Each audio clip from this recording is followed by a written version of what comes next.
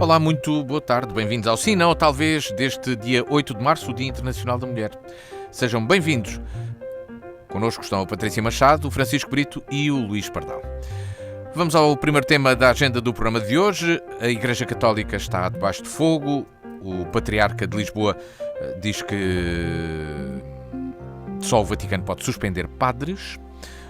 Um comentário de reação da Igreja Católica às críticas de que tem sido alvo por não decidir a suspensão de padres que estão na lista, cujo nome está numa lista de abusadores sexuais retirados depois do inquérito realizado pela Comissão dos Abusos Sexuais na Infância da Igreja Católica. Patrícia Machado, este é um tema que tem atravessado a atualidade. Como é que se deve lidar nesta circunstância entre o que a Igreja também diz ser a presunção de inocência dos processos judiciais que possam ser realizados e não, e a prevenção? Bom dia, boa tarde e bem-vinda. Boa tarde a todos, desde logo aos nossos ouvintes, ao Luís Matias e aos meus colegas de debate. Sim, isto de facto é um tema que tem estado aí na ordem do dia e tenho ideia, dois ou três apontamentos para nesta primeira volta sobre esta matéria. Eu acho que isto é uma matéria que indiscutivelmente não pode passar ao lado nem se pode transformar numa perspectiva de assumir como uma coisa que não tenha censura do ponto de vista social, e aliás tem estado à vista, quer do ponto de vista de que se tomem todas as medidas e diligências para que os procedimentos judiciais, jurídicos e aquilo que possa ser constituído o processo de crime, que vá até ao fim, né? Portanto, porque muito se fala, está prescrito, não está prescrito, vai avançar, não vai avançar, portanto, admitindo que muitas destas situações estejam já prescritas, não se pode abandonar tudo aquilo que sejam processos que tenham que ser levados até ao fim do ponto de vista judicial. Aquilo que são as conclusões conhecidas da Conferência Episcopal, de facto um primeiro apontamento é que não correspondem às expectativas que foram criadas e daquilo que é necessário fazer. Aliás, há muitos católicos e mesmo muitos padres que, com respeito por aquilo que é a independência da Igreja Católica, se consideram que devem e podem ser tomadas medidas pela Igreja com um papel mais ativo, quer no plano do funcionamento preventivo e administrativo, para que sejam tomadas as medidas a partir daquela lista e até estarem as conclusões judiciais e canónicas tomadas, digamos assim, para retirar os presumíveis abusadores da vida política, até para evitar naturalmente aquilo que é inevitável, passando a redundância do alarme social. E, portanto, tenho a ideia que é necessário que se tomem todas as medidas para ir ao encontro de uma preocupação que é justa, que é a reparação dos danos das vítimas, e quando se fala em reparação dos danos não estamos a falar só de indemnizações, daquilo que se resulte dos processos e da condenação, se ela vier a acontecer, mas daquilo que é uma realidade para cuidar da prevenção.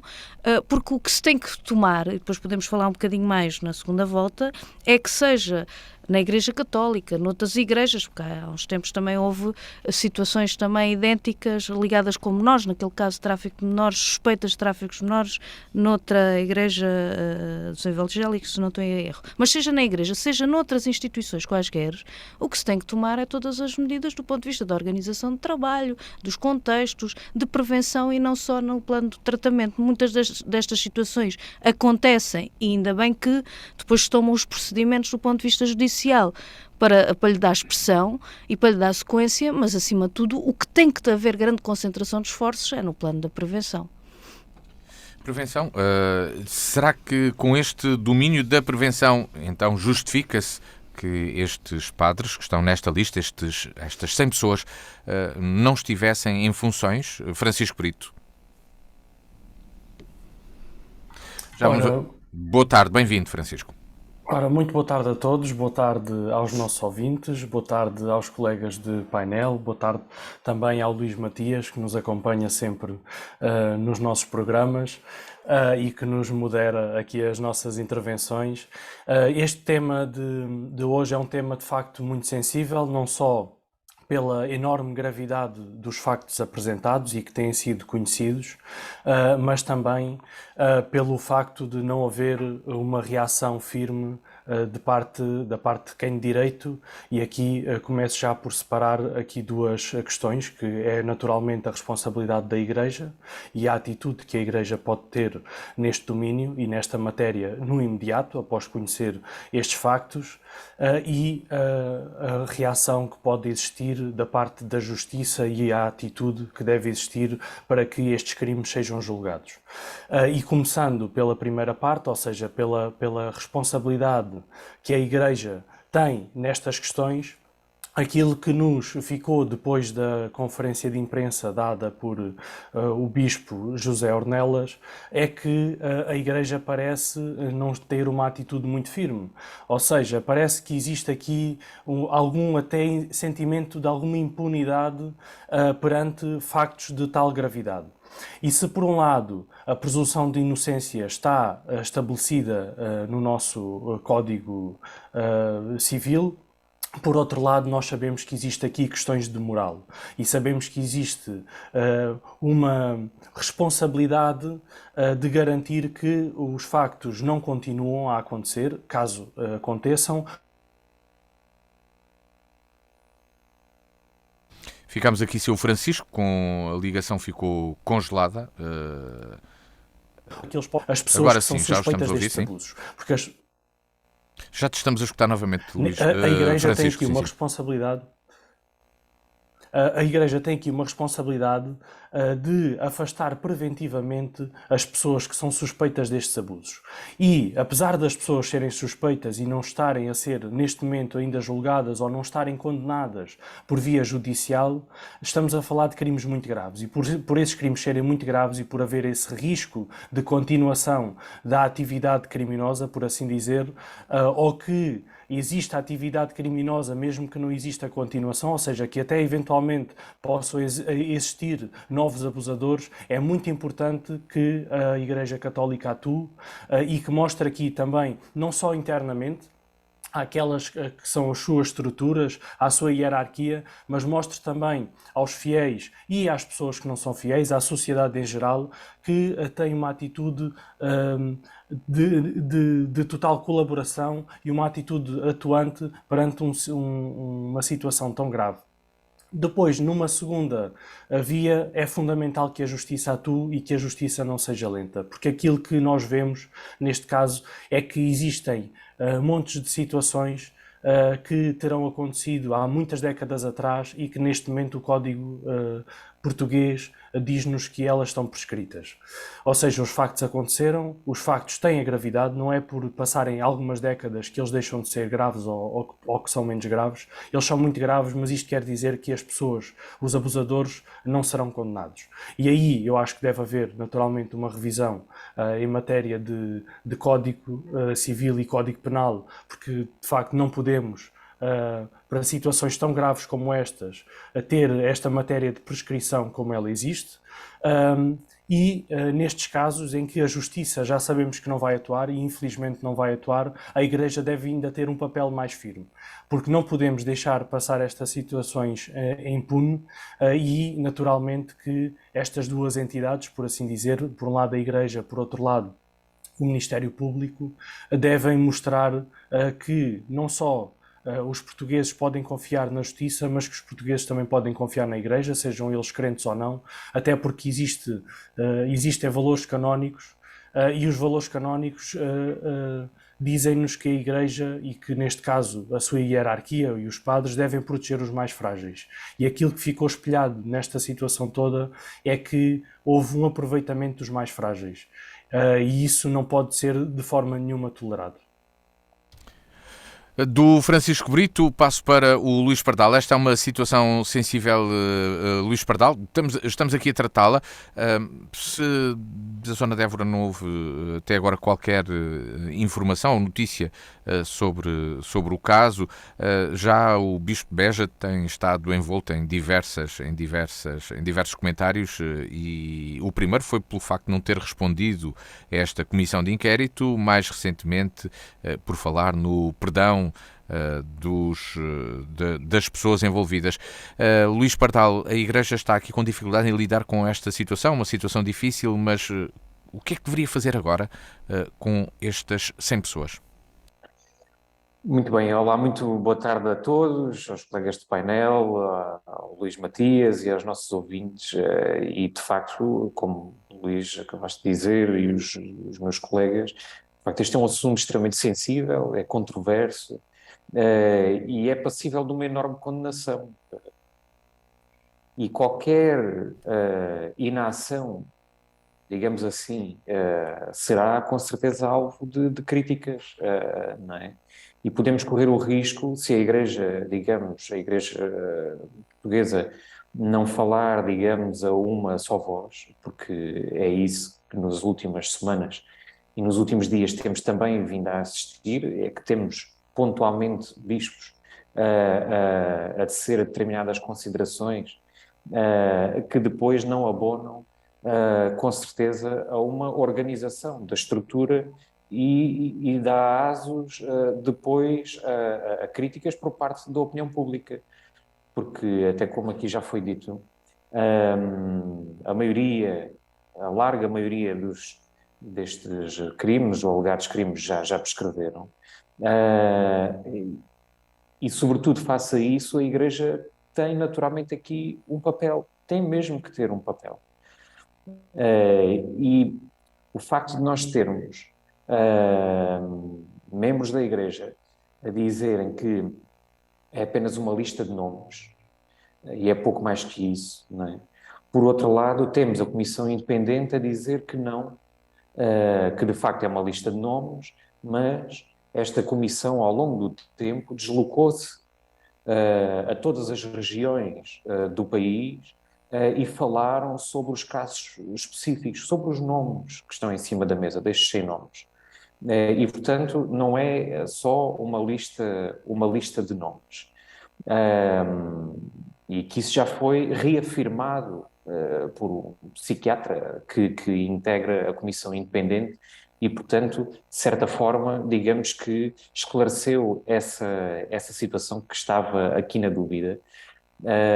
Até porque Dom Manuel Clemente puxou isso, não é? Portanto, veio dizer quer dizer, como é que vamos suspender padres apenas com base numa... Bem, eu fui abusado, ele até utiliza estes termos, assim, enfim, este encaixe, digamos, de comunicação com alguma levanidade. E, portanto, isso gera naturalmente controvérsia. Mas eu gostava aqui de recordar que a Igreja Católica Francesa também teve uma comissão independente e que estudou todas as informações, também desde 1950 até 2020, e identificaram 300.000 testemunhas menores que foram abusadas, não é? E a Igreja Francesa não teve, digamos, esta postura que nós temos estado, digamos, a assistir. A Igreja Francesa anunciou de imediato, por exemplo, apoio financeiro às vítimas. E os bispos, inclusive, frisaram que estavam disponíveis para vender bens das dioceses para indemnizar as vítimas. Portanto, eu queria aqui dizer que o dinheiro não apaga todos os crimes que foram feitos. Agora, é um sinal por parte da Igreja deste reconhecimento e, inclusive, de alguma penitência perante aquilo que aconteceu. Mas se bem que esta situação também das indenizações financeiras, também em França houve algumas polémicas, porque apenas só 1% das vítimas é que iniciaram o processo. Mas é um sinal. E nós estamos aqui perante este limbo, se devemos suspender ou não devemos suspender, não é? E o Papa Francisco tem sido muito, digamos, claro sobre esta forma que deve ser, que deve de atuar, e não há qualquer tipo de dúvidas. Se há algum indício, então deve-se atuar. Portanto, a Igreja deve ir a fundo e deve de atuar, e atuar com suspensão. Portanto, isto é quase que um não assunto, isto deve ser digamos, a forma de proceder por parte da Igreja, e de facto continuar nesta... houve um membro da Comissão Independente que disse o seguinte, que estava desiludido por a Igreja não ter focado, digamos, este problema nas vítimas, e focou a primeira conferência, foi focada na desculpabilização, digamos assim, por parte na proteção, aliás, da Igreja. E, portanto, o foco não estava nas vítimas. E talvez tenha que ser essa aqui a mudança. A mudança passa por aí, mas há pouco a Patrícia falou aqui já de prevenção e, portanto, julgo que tem aqui uma visão de alargamento, outra... a um contexto mais vasto. Patrícia, essa é uma preocupação atual. Também o poder político tem aqui alguma intervenção que possa fazer nesse âmbito, as instituições existentes? Quando falas em prevenção, face àquilo que existe, o que é que achas que deve ser então aqui esse caminho? Sim, É esse o pensamento? Sim, quando coloco a questão da necessidade de prevenção é precisamente para fazer tudo o que tiver ao alcance. Desde logo do poder político, obviamente, quem tem os poderes, neste caso os governos, as instituições que tenham os meios ao seu dispor, no quadro dos meios para a justiça, funcionar naturalmente como a lei já permite, ou seja, nós não precisamos de mais instrumentos. Agora fala-se aí do observatório. O observatório é quando é para avaliar e para estudar casos já acontecidos e sem dispensar essa necessidade do tratamento do que já está conhecido, e queria depois também dizer mais alguma coisa sobre isso. Nós precisamos, acima de tudo, concentrar grandes esforços para aquilo que é a prevenção e não permitir que este tipo de casos voltem a acontecer. Na Igreja, como disse, nas igrejas, como disse, mas também noutras instituições. Portanto, não devemos de aceitar, isto não deve ser encarado, e daí que os tais pronunciamentos sobre os resultados lá da Conferência Episcopal vão muito ao arrepio daquilo que eram as expectativas, porque a Igreja tem que ter aqui um papel mais ativo. Portanto, mas como dizia, a prevenção no quadro político dos meios para impedir, mas porque nós não podemos naturalmente também contribuir para uma suspeita generalizada. Portanto, não é tudo o que é padre que abusa, não é tudo o que participou teve nestas instituições que foi abusado. Agora, não podemos fechar os olhos a situações que aconteceram e tem que haver aqui um papel ativo, quer, como disse há pouco, da lista já conhecida, que a Igreja, dentro da sua e respeitando a sua independência, mas não fica à espera do fim dos processos para dar um sinal e, portanto, que retire os eventuais suspeitos de funções públicas, digamos assim, de presença pública nos cargos que têm, para evitar também o natural alarme social, mas quando digo do papel mais ativo, também no quadro, quer da reparação de danos das vítimas, quer do ponto de vista da prevenção, há já estudos que estão analisados, até a propósito de situações destas, que podem e devem ser considerados. Por exemplo, esta questão de um responsável por grupo de organização de trabalho. Quando só há um responsável, naturalmente, que aquilo que é o que não permitiria, se houvesse um grupo de responsáveis adultos por um grupo de jovens ou de crianças, há uma divisão de responsabilidade coletiva. É mais difícil remeter ao silêncio e à pressão determinado tipo de situações, de esconder determinado tipo de situações.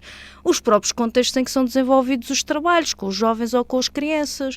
Naturalmente, aquilo que é prevenido, até da origem, de porque é que muitas das crianças e jovens estão nestas instituições. Situações muito complicadas, de família, portanto, de carência social. Portanto, há aqui um conjunto de questões que, naturalmente, cruzando-se todas entre si, quer do ponto de vista político, como é óbvio, se nós também, se as pessoas tiverem outro tipo de condições por aí fora, portanto não é só isso, mas permite retirar alguns destes elementos e aqueles que não podem ser retirados, portanto aquelas situações que precisam mesmo de ir para este tipo de instituições, que a Igreja tenha um papel ativo na organização digamos assim, do trabalho com os jovens e com as crianças e no plano também dos contextos em que eles são desenvolvidos. Portanto, nós precisamos sim tratar tudo aquilo que foi identificado, levar às consequências do ponto de vista jurídico, judicial, criminal, o que tiver que ser apurado.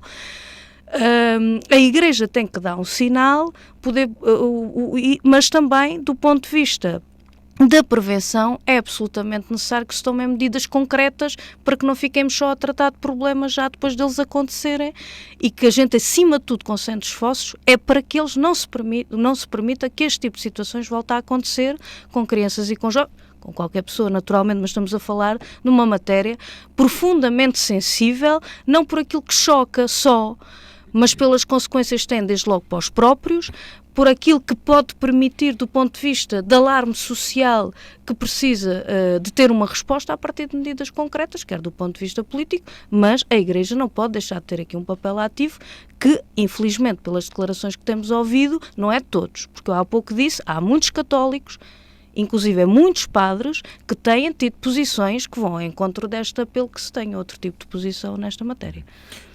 Francisco Brito, este caso provocou alarme social ou não? Achas que é o suficiente para mobilizar precisamente para se estar mais atento, encontrar ferramentas ou dispositivos melhores de prevenção? Bem, tem de facto de ser, porque a gravidade dos factos aponta nesse sentido. É impossível que esta situação passe sem que hajam medidas muito concretas e sem que hajam reformas mesmo na forma como estes casos são tratados, não só do ponto de vista jurídico e legal, mas também daquilo que é a orgânica da Igreja e a forma como a Igreja também gera o seu dia-a-dia e as suas ações.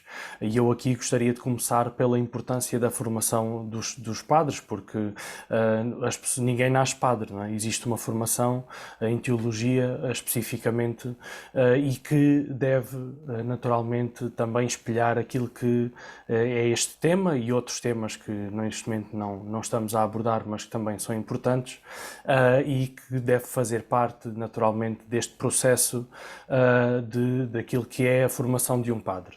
E claro que poderíamos ir mais além e questionar se calhar certas questões que fazem parte daquilo que é a orgânica e a forma como a Igreja funciona, o seu próprio código canónico. Eu não vou entrar por aí porque entendo que não é esse o meu papel, mas que a Igreja naturalmente também deve fazer essa reflexão e que toca depois outros temas que também podem ser importantes.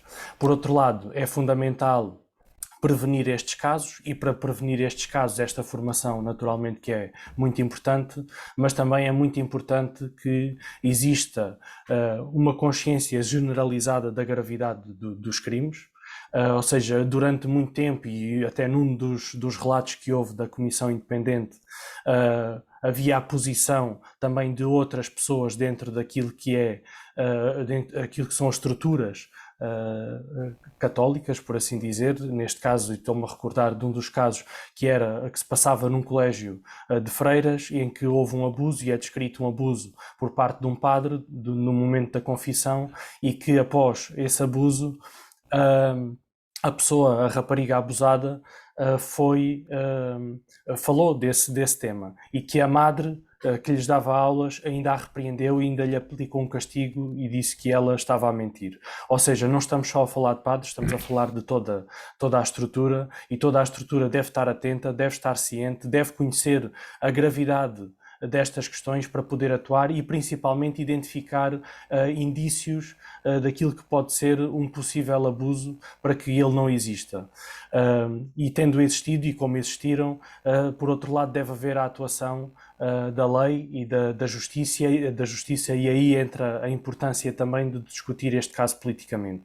Até porque eu acho que ele não é um caso que seja partidário, ou seja, eu acho que aqui os partidos têm uma posição unânime na condenação desta situação e no destaque de que é preciso de facto atuar e ser atuantes, mas podemos ter aqui também um papel importante político no sentido daquilo que é a revisão em matéria legal e penal das consequências destes crimes. E aí deve haver consequências sérias, porque são crimes muito graves, como aqui tenho dito, e por isso deve haver de facto esse trabalho político que considero que deve mobilizar naturalmente esforços e que não deve morrer só pela questão de se está ou não está na opinião pública. Deve haver de facto trabalho sério nesse sentido. Luís Pardal, a bola está agora do lado da justiça também, é isso?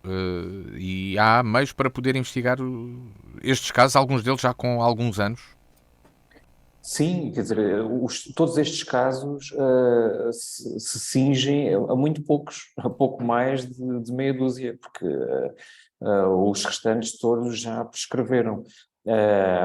Há pouco, quando falei, mas só para nós termos a noção, por isso é que fiz aqui esta referência à Igreja Católica Francesa, que tiveram um sucesso semelhante ao nosso, 300 mil pessoas. Destes, na altura, só 22 crimes é que não estavam prescritos.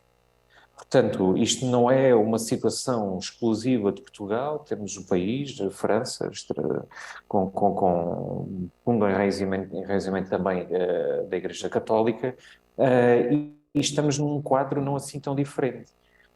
Ainda é mais chocante, porque cerca de 5 mil para 300 mil é qualquer coisa, não é? Mas em termos de prescrição é muito equivalente, naturalmente, proporcionalmente não.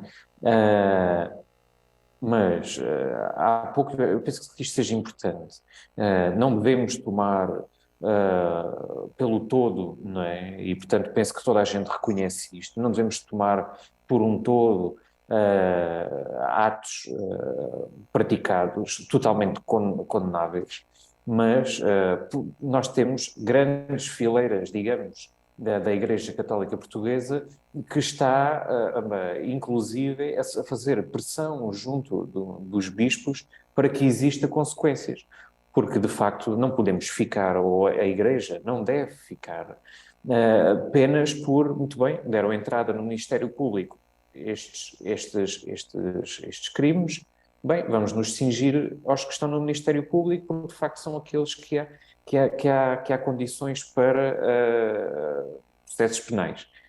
Não pode ser, não é? Portanto, a Igreja deve agir, sobretudo, também, enquanto instituição que pugna pela moral, esta própria instituição não deve ficar apenas por aquilo que é a justiça, como os meus colegas já disseram aqui, e bem, é importante que exista, por exemplo, uma revisão penal, não só pelas questões da Igreja, mas sim por crimes de abusos sexuais, que como sabemos, e há especialistas, e há evidência sobre isso, é que este quadro de alguém que é o abusador sexual não age perante um ato isolado, é sim, há uma compulsão e, portanto, se aqui há algumas décadas a Igreja o que fazia era retirava um padre daquela paróquia e colocava a X quilómetros de distância. Portanto, isso não resolve o problema. Simplesmente foi espalhar o problema ainda para mais locais e, portanto, isso já está reconhecido. Mas, como ia dizer, e para terminar, há movimentos, há um movimento que Nós Somos Igreja, que é um movimento que declarou uma carta aberta em que dava... um movimento constituído por 200 católicos, que dava um prazo de 2 meses para os bispos afastarem, digamos, suspenderem os padres alegadamente abusadores. Não que isto seja algo novo, mas sim semelhante a outros países, como até já referi. E o Papa Francisco tem tido um papel muito importante em todo este tema, e ele próprio diz que não basta pedir perdão. Portanto, é necessário pedir perdão, mas não é suficiente. E, portanto, simplesmente temos que ter a nossa Igreja a agir de acordo com as convicções do Papa e não só, enfim, do senso comum da sociedade. Neste Sim, Não ou Talvez, connosco estão a Patrícia Machado, o Francisco Brito e o Luís Pardal. Muito boa tarde. Vamos ao segundo tema, o tema que nos traz a Patrícia, o Dia Internacional da Mulher. Este dia 8 de março, precisamente a data do nosso programa. Será que a igualdade se proclama na lei? Existe na vida real? Quais as desigualdades existentes e o que fazer para as eliminar? As perguntas são feitas pela Patrícia já de início, apesar de lidas por mim. Patrícia. Sim, eu começaria por colocar aqui um aspecto que acho que é importante, ou seja, nunca é demais, independentemente do grau de conhecimento que se tenha. Porque muitas das vezes, eu própria, mas conheço vários casos, que em conversa a propósito do Dia Internacional da Mulher, apercebo-me que há muito desconhecimento do porquê do Dia Internacional da Mulher. E muitas das vezes até assistimos àquelas ideias de que, seja promovidas por entidades, instituições, seja em senso comum, de que, pronto, este é o Dia da Mulher. Não é o Dia Internacional da Mulher, que faz diferença também, mas é o Dia da Mulher. Portanto, neste dia, vamos-lhe dar uma folga, podem ir jantar. Até eu conhecia uma Câmara, não era aqui no distrito, era a Câmara da Covilhã, que chegou ao ponto de montar quase um spa nos halls de entrada, em que tinham direito a arranjar as unhas, o cabelo, ter massagens. Portanto, um bocado esta ideia de que naquele dia, portanto, têm direito a não lavar a louça, não ir buscar os filhos. E, portanto, eu acho que é importante termos esta noção de porque é que aparece a declaração pelas Nações Unidas do Dia Internacional da Mulher. Foi há muitos anos e ele deriva de uma proclamação. Aliás, a Clara Zetkin, já em 1910, em Helsínquia, portanto, na Dinamarca, exigia isso. Depois, só mais tarde, é que foi instituído o dia 8 de março, que vinha na sequência de lutas de milhares de mulheres pelo mundo inteiro a exigirem igualdade dos direitos, porque, do ponto de vista do horário de trabalho, para poderem ter mais tempo para estarem com os filhos, da questão das suas condições de trabalho, da diferença salarial, que ainda hoje subsiste, mas que nessa altura era gritante, naturalmente, 1900, 1870, 90 e a seguir a 1900, portanto, e que resulta, nomeadamente, de vários elementos, mas eu sublinhava não foi só esse, mas esse foi um dos 2 ou 3 que levou como exemplos para instituir um dia, que foi a luta de operárias americanas, dos Estados Unidos, em que, a lutarem por melhores condições de trabalho e horário de trabalho, portanto, tiveram uma repressão violentíssima, foram fechadas na fábrica e foi pegado fogo à fábrica e morreram 130 mulheres operárias naquela fábrica. E, portanto, é daqui que resulta. E o Dia Internacional da Mulher deve ser visto como um dia de luta e de exigência de todas as mulheres pela igualdade. E por isso é que fazia essa pergunta. Felizmente há muita coisa que melhorou ao longo dos anos, mas ainda há muita que subsiste. Portanto, é fundamental que as mulheres continuem a exigir a igualdade na lei e na vida concreta. Porque o que assistimos ainda hoje os salários das mulheres, em média, são mais baixos do que os dos homens. Em média, 13% mais baixos. Por exemplo, o salário médio mensal é de 1.008 euros, e enquanto o das mulheres é de 993. Existem vários exemplos em vários setores. Ainda há uns dias soube de um caso de um local de trabalho em Estremoz, em que para a mesma função estão a pagar menos às mulheres do que aos homens. É no comércio. Há mulheres que ainda lhes perguntam, na altura de recrutamento, para alguns setores, também no comércio, por exemplo, é um desses exemplos, estão a pensar em engravidar, para depois saber se as recrutam ou não, se vão para o quadro ou não, ou se ficam na precariedade. 55% das pessoas que vivem abaixo do limiar da pobreza são mulheres. As pensões mais baixas são de mulheres, em média, 450 euros, enquanto 61% da população com mais formação académica são mulheres. Muitas das vezes usa-se esta ideia, até que está na origem, por exemplo, das cotas. Eu sou daquelas que considero que a questão da capacidade e daquilo que se defende não é de facto ser homem ou mulher, é daquilo que te faz na prática, né? E portanto eu nesta primeira volta colocava apenas isto porque é fundamental, e aqui dirijo-me mais para as mulheres, embora isto naturalmente decorre da transformação de uma política alternativa que é transversal, porque não há os trabalhadores e as trabalhadoras, há uma classe que é explorada. Portanto, há os trabalhadores que são precários, ou que têm salários baixos, ou por aí fora, mas mesmo dentro disso, naturalmente, há consequências para aqueles, e neste caso para mulheres, que depois também recaem em cima delas, continua a recair acima delas, fatores, muitos deles sociais e culturais, que precisam continuar a esbater-se, porque normalmente a gente ouve esta ideia de eu também te ajudo, não é? As tarefas devem ser partilhadas e não, o ajudo pressupõe que a tarefa é da mulher. E, portanto, o homem ajuda. E, portanto, há aqui fatores culturais que, felizmente, têm-se vindo a esbater nas novas gerações, mas que ainda há muito caminho e que há um papel fundamental de homens e mulheres, desde logo na política, para inverter alguns deste tipo de situações que são idênticos àqueles que estiveram na origem da proclamação do Dia Internacional da Mulher. Francisco Brito, hoje é o Dia Internacional da Mulher. A Patrícia alerta para esta questão entre a igualdade que está na lei e a que existe na vida real. O que é que tu dizes sobre esta questão? Bem, não concordando que só hoje é o Dia da Mulher, porque acho que o Dia da Mulher é todos os dias, não poderia deixar de saudar saudar as mulheres e a importância deste dia na reivindicação dos seus direitos e saudar também muito especialmente as mulheres que têm lutado pelos seus direitos, por garantir uma maior equidade ou uma equidade plena, porque é isso que deveríamos realmente alcançar.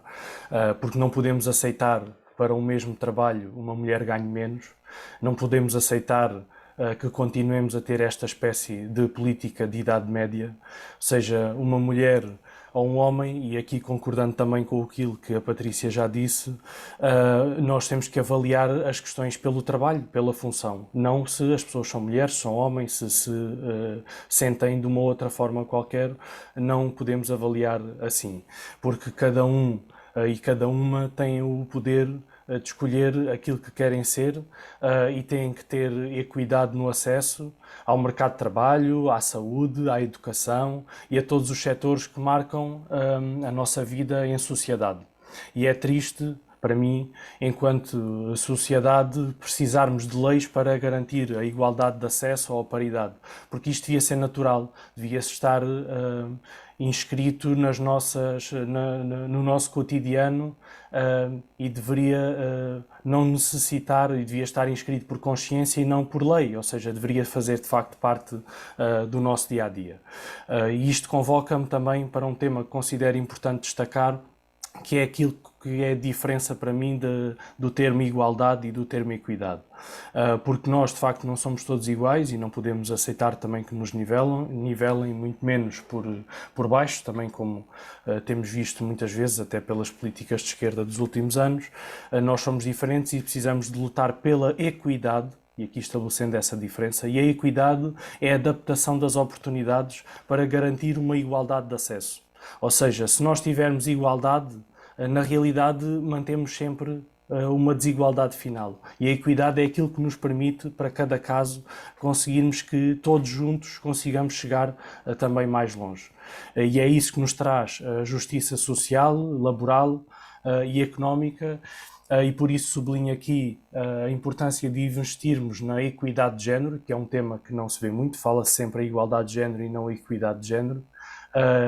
E compreendermos na prática também o que é que isto nos quer dizer e também para que possamos lutar para que toda a gente tenha acesso, até porque hoje falamos, e muito bem, das mulheres, mas também existem pessoas de outros géneros que são discriminadas e que nesses casos ainda temos, se calhar, um grande atraso civilizacional naquilo que é o acesso ao mercado de trabalho, naquilo que é até o acesso à educação, o bem-estar na vida pública e na sociedade e até mesmo na política, e eu acho que há de facto muito trabalho a fazer. É verdade que se tem conseguido muito e felizmente em termos culturais já existem grandes diferenças para aquilo que existia se calhar há 2, há 3, há 4 décadas atrás, e sentimos isso, ainda bem que sentimos isso, mas é preciso fazer de facto muito mais para conseguirmos efetivar de facto uma mudança cultural que é premente, e eu sublinho aqui que não podemos continuar a aceitar situações de política de idade média. E Luís Pardal, hoje neste dia, o que é que está aqui por fazer? Mas também há uma outra questão, que são os riscos ao momento em que até também já chegamos. Portanto, porque ao mesmo tempo, se a Patrícia alerta que é necessário continuar esta questão das mulheres terem essa consciência e de se caminhar para esta igualdade e equidade, como o Francisco refere na sua perspectiva, também existem riscos àquilo a que já se chegou neste momento. Sim, há novas formas de violência que não tínhamos também aqui há 10, 15, 20 anos. É certo que evoluímos muito enquanto sociedade, mas existem outras formas, digamos, de controle, de obediência nas redes sociais, violência no namoro, partilha de imagens íntimas, insultar nas redes sociais. Digamos que exigir a palavra passe do Facebook ou do Instagram como demonstração de amor, enfim, portanto, estes são alguns exemplos de novas formas de violência sobre as mulheres que estamos perante elas e, portanto, também devem ser alvo digamos, de ataque. Inclusive o governo em 2020 ou 2021, não tenho aqui muito bem presente, digamos que instituiu o crime da partilha de imagens privadas, portanto, neste âmbito. E é claro que existe uma evidente desigualdade. Não é? Nós temos a Comissão da Igualdade de Género, que publica dados estatísticos sobre o emprego, como já foi aqui falado, sobre na formação, da pobreza, e, portanto, isto não é, digamos, acho que sim, não, é um facto. Há um facto e há dados, há relatórios que nos dizem claramente isto. Não é? O relatório da Segurança Interna diz que, isto não há dúvida, ninguém duvida disto, mas é um relatório e está ali, não há... que é os crimes de violência doméstica e sexual. Portanto, e aqui é uma realidade. A maioria dos agredidos são mulheres, uma larga maioria, e os agressores são homens. Portanto, isto não há aqui como fugir. E, portanto, a igualdade legal, como a colega questionava aqui, não é?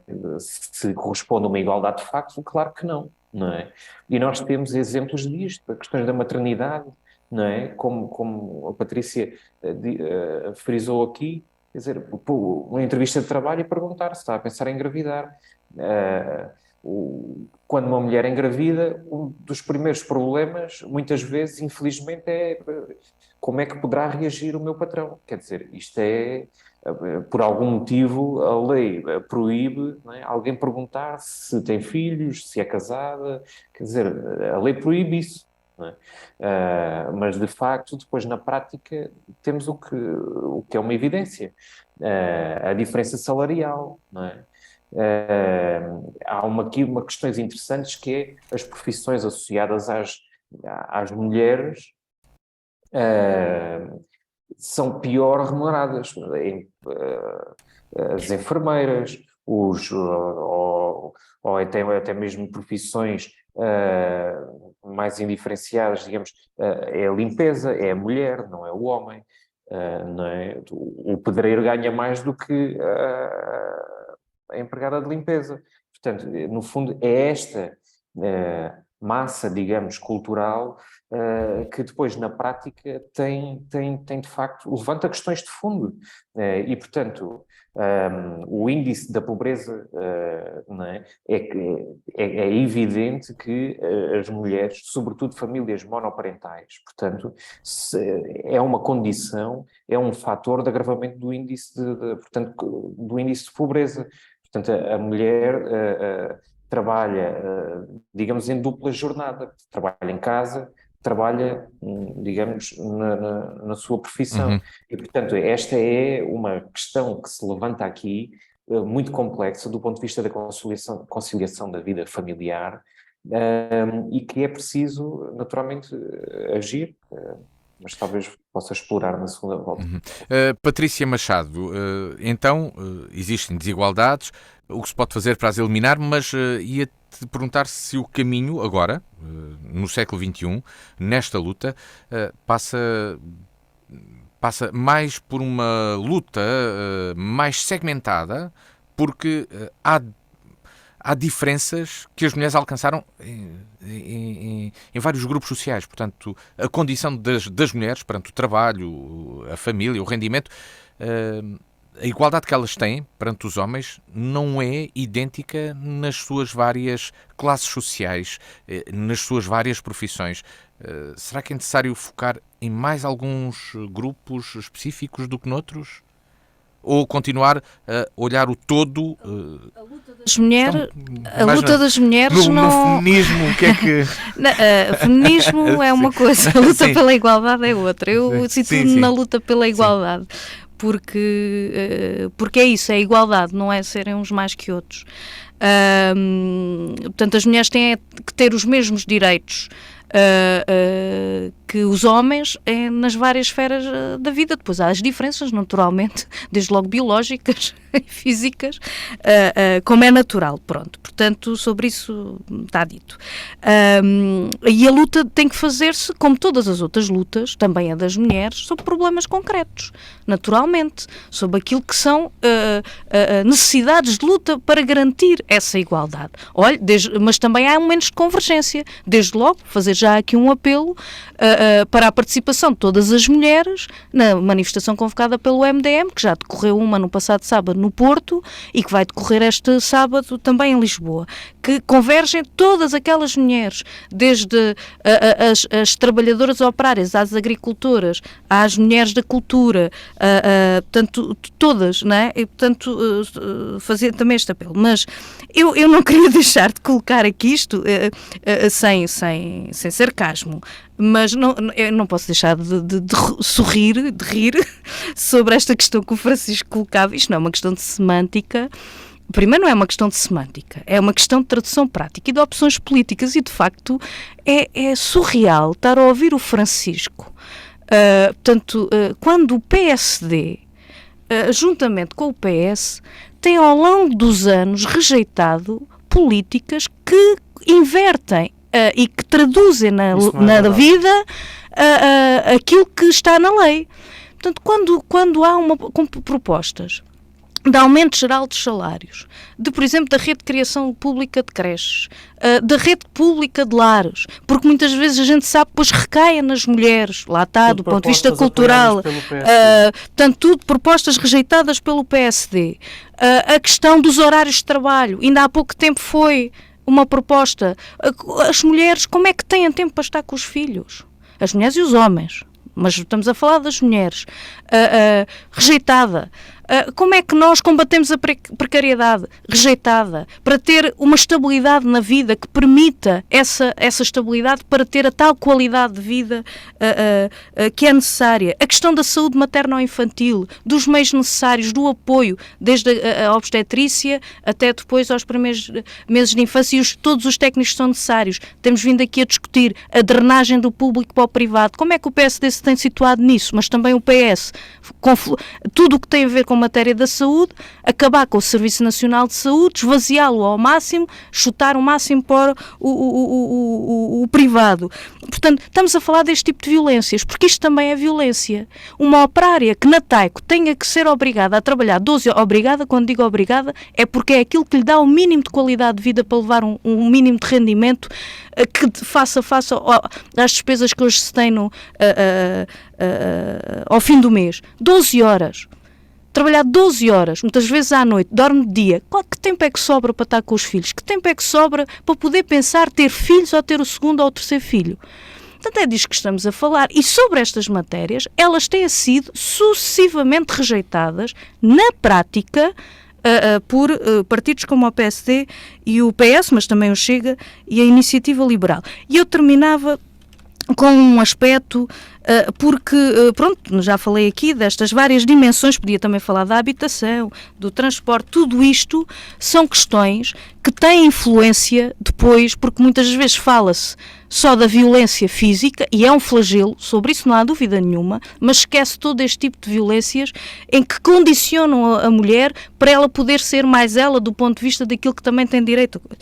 Eu queria dar aqui um exemplo que pode parecer que está muito ao lado disto, mas que demonstra bem como é que social, cultural, mas também politicamente se pode e tem que se fazer, que é o desporto.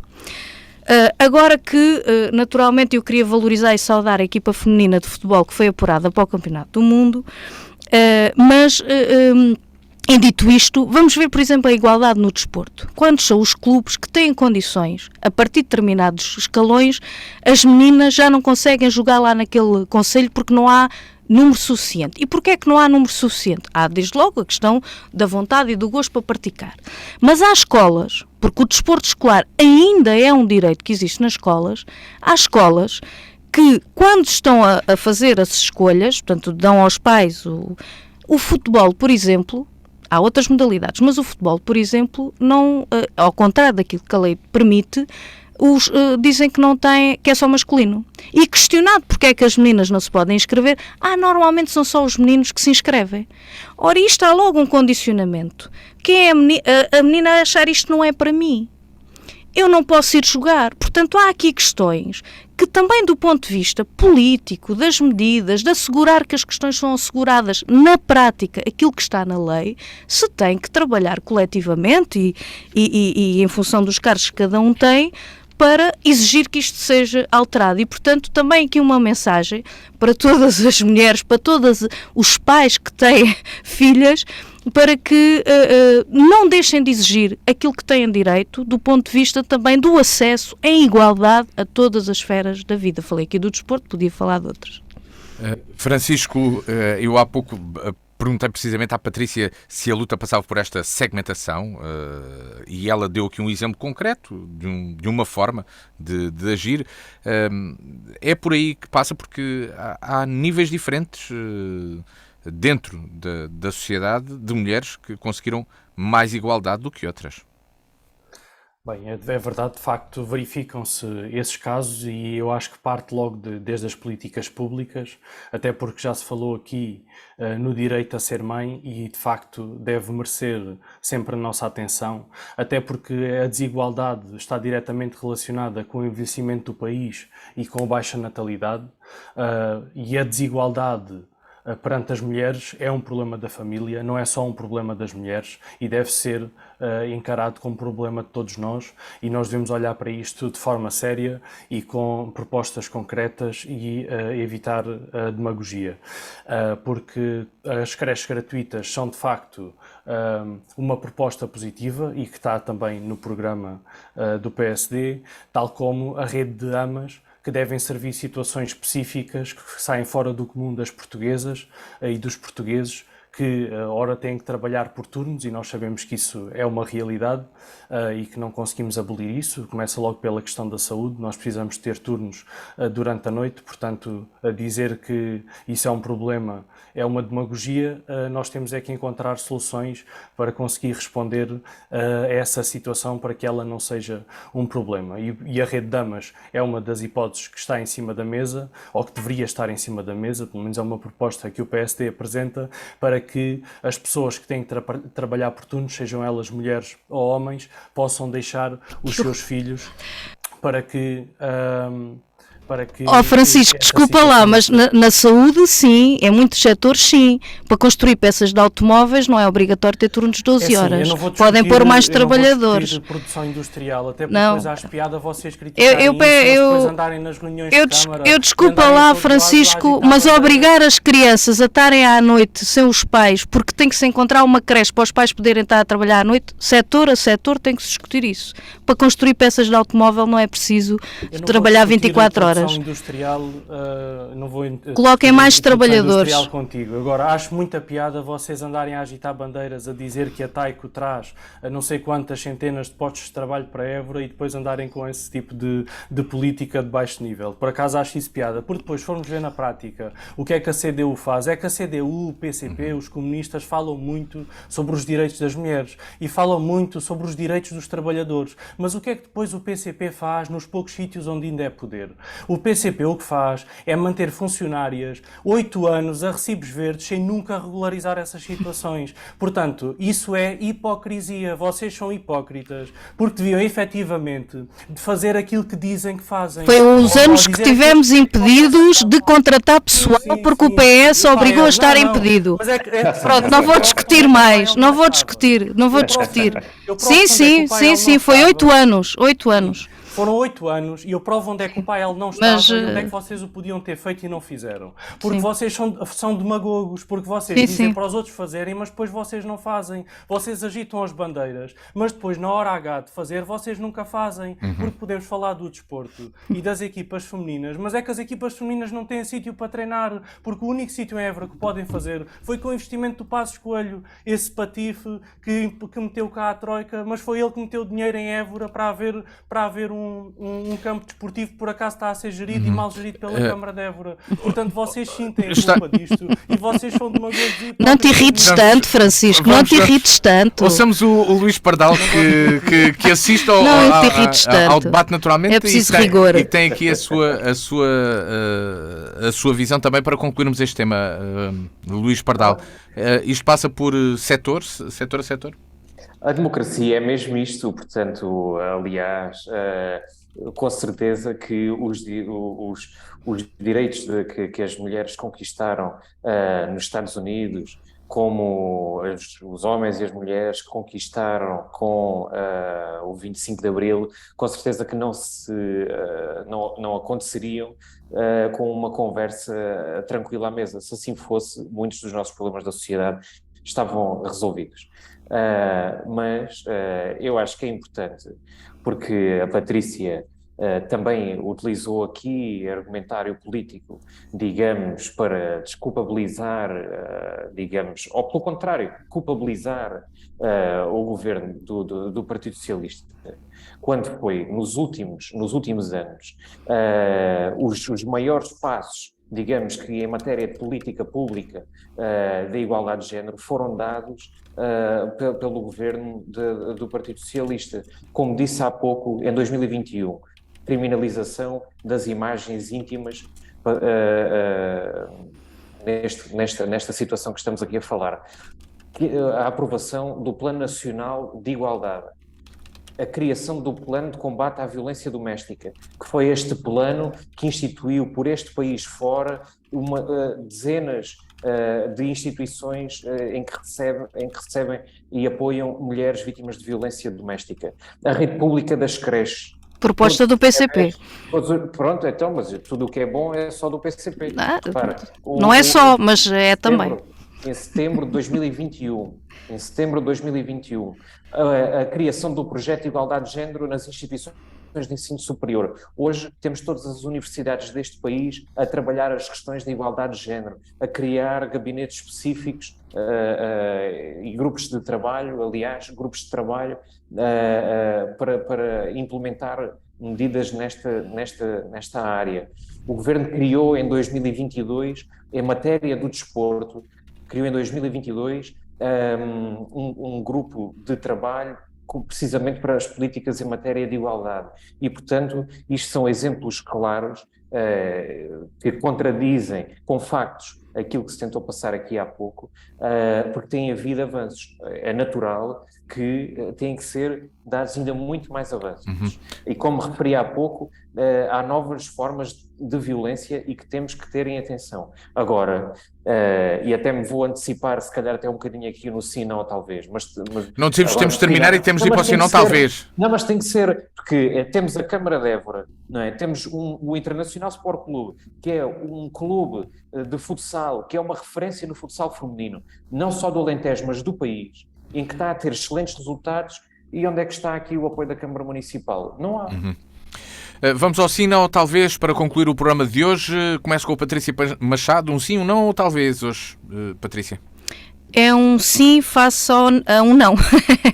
É um sim enquanto apelo a todos os homens e mulheres das mais variadas camadas, todos aqueles que estão perante a situação do aumento das taxas de juro, de que não vêem o seu salário aumentado, de que precisam de estabilidade e têm precariedade, daqueles que anseiam pelo direito à cultura e a poderem produzir e que não têm os apoios necessários a partir de quem tem essa competência, o mesmo relativamente ao desporto, todas as formas de lutas aos reformados, a que participem na grande manifestação de Todos a Lisboa no dia 18 de março, que é uma manifestação de cada um destes setores. É verdade que é convocada pela CGTP, mas que deve ser de todos os homens e mulheres que não se resignam com este estado de coisas, que não aceitam a inevitabilidade e a desculpa de cada um dos momentos que não se pode aumentar, porque agora é a guerra, antes era a Covid, depois era, portanto, a crise, e, portanto, há soluções, há alternativas, não podemos aceitar alternâncias e, portanto, e mais do mesmo, e, portanto, um apelo a todos esses que façam estas medidas negativas, vão dizer e marquem presença no Todos a Lisboa no dia 18 de março. Francisco Brito, um sim, não ou talvez? Bem, eu hoje trago um sim. O meu sim vai para o trabalho do projeto Invisibilidade sobre a integração de pessoas sem abrigo. Este é um projeto da Cruz Vermelha Portuguesa com a Santa Casa da Misericórdia e com a Associação Pão e Paz, que atua no Concelho de Évora sobre a temática e uma temática que nos deve preocupar a todos. A equipa deste projeto tem como objetivo abranger um conjunto de 120 pessoas em situação de vulnerabilidade, o que é bastante significativo. E por isso o meu sim vai para estas pessoas que lutam para resolver no terreno estes problemas sociais. E o Luís Pardal, para concluir, um sim, um não ou talvez? Sim, já me antecipei um bocadinho, portanto o meu sim é para o Internacional Sport Clube, a equipa de futsal feminino, que alcançou mais uma vitória e está com uma liderança isolada e a caminho da subida do Campeonato Nacional da 2ª Divisão. E, portanto, este é o meu sim, e é um sim com esperança que as entidades com responsabilidade de apoio a estas equipas, nomeadamente também a Câmara Municipal, possa, de facto, apoiar estas mulheres e estes homens que têm imenso sucesso ao nível do desporto do nosso concelho. E assim chegamos ao final do Sim, não ou talvez, com a Patrícia Machado, o Francisco Brito e o Luís Pardal. O meu nome é Luís Matias e de hoje a uma semana cá estaremos novamente, porque há muito para falar. Também pode escutar-nos ao domingo às 9 da noite, com todo este entusiasmo, ou sempre que quiser, em dianafm.com, no serviço web da sua rádio. Tenha a continuação de uma boa semana.